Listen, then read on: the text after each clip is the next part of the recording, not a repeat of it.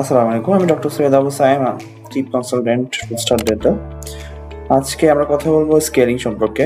অনেকে আমাদের প্রশ্ন করে, ডক্টর স্কেলিং করলে কি দাঁত পাতলা হয়ে যায় কিনা বা দাঁতের কোনো ক্ষতি হয় কিনা।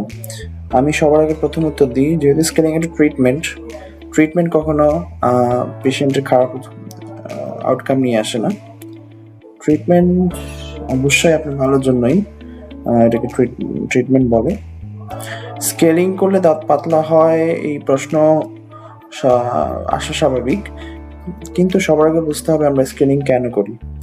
স্কেলিং প্রত্যেক সুস্থ মানুষকে আমরা সাজেস্ট করি, ডেন্টিস্ট সাজেস্ট করি 6 মান্থ পর করতে। কেন? আমাদের দাঁতের এমন কিছু জায়গা আছে, যেমন দাঁত আর মাড়ির মাঝখানে ফাঁকা জায়গা, যেটাকে আমরা ফ্রিজিং জায়গা বলি।